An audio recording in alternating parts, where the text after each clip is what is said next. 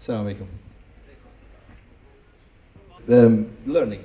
What do you guys think when somebody tells you, what is learning? The first thing that comes to my mind is the traditional approach to learning. A teacher and students, and the teacher conveys the knowledge to the students, and that's the usual trend of how learning is thought of in a traditional way. Now, the new approach today, by using technology, is to having a machine replace the teacher. Well, you can replace the teacher, but in general, the machine can't do a lot of things that the teacher cannot. The biggest thing is that a machine can give that educational topic to thousands, millions, billions. There's no limit there. However, a teacher is limited by the physical space that he's allowed. Now, to convey this of the problem of what we're going to face in the future, I want to talk about populations. So, how many of you think internet usage is according to the global population? In 2010, internet usage from the global population is around 28%. And in 2016, it was around 45% of the entire global population. That's an increase of almost 17% of internet usage across in just 6 years. Now, let's assume that that's a linear projection, and let's move forward. Let's see when we do get very close to 100%. So, in around 18 years, or 16 years from today, you'll see that it's very close to 100%. Now, the population estimated at that time is close to 9 billion. Okay, and that's in 2034. Now, let's consider the age groups of these different populations. So, I split up the age groups to 5-year segments of all the population from 0 to 100 years old. And let's see the ones in the middle, the ones in green, are basically the ones that are willing to learn, or that can learn through an online medium, that don't require a human being to actually guide them through the process. So that's around 76.8% of the population. Now, we said 76% of the population in 2034.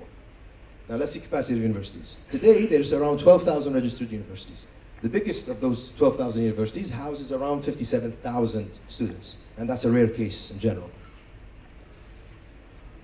So let's do the math. If you multiply both numbers, you'll get an estimate of 680 million, which is around 7.8% of that population.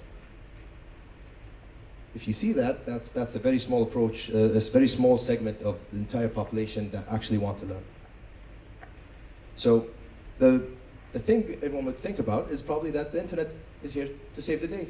The internet is available, everyone can access all these resources online and from different devices. But is it? Like, we all know today that most of us try to learn something from the internet, and what we face is we get distracted by YouTube, by WhatsApp, that's all part of the internet. So that problem is in two folds, which the first one is could be a cultural thing, that we have to be resilient towards these distractions, or create courses that actually, or learning topics online that actually are captivating enough where it's very difficult for you to be distracted from it. Now let's connect the dots. What are the benefits of using the internet? So the internet is, number one, accessible, so you can use it on multiple devices, laptops, tablets, phones, smart cars, smart watches, smart glasses, who knows, even smart shoes probably. Another thing is that it's self-paced. So when you learn online, you can do it at your own pace. So let's say you take 5 minutes of your day here before you go to bed in the morning, you're taking a break during breakfast. It's self-paced, you can do it at any time, anywhere, and you can even control the pace that you actually go through. You can go through it in a week or in a year, that's up to you. Another thing is it can actually cater to special needs. So when we're talking special needs like the blind, so we have screen readers, so the blind can actually color blind, and a multitude of different other special needs that actually can benefit from the use of the internet and the web standards.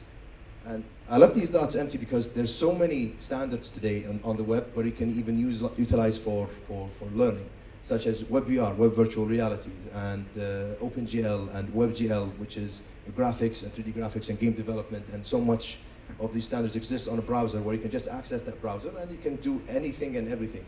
And even with WebAssembly today, we have a new standard of WebAssembly of creating actually core programs that used to exist only on operating systems now can be moved towards the internet and browser medium.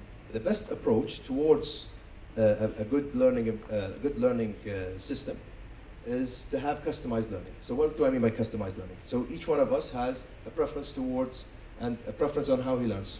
I prefer text. I don't like videos. I don't like to learn by videos. Some of you might like images and graphs and pie charts and so on and so forth. So there's a lot of, everyone has its own learning capabilities.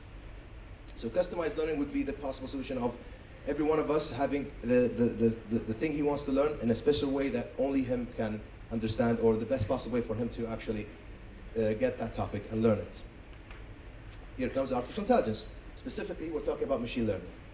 So what is machine learning in general? So we have outputs and inputs, and basically you make the machine understand and figure out the correlations between those both outputs and inputs. And machine learning will be able to actually generate this customized learning for all these different students. So what do you guys think from what I've said before? Is it very way out there? Because all of these technologies that have been talked about exist today. It just needs somebody to champion and try to tackle that challenge.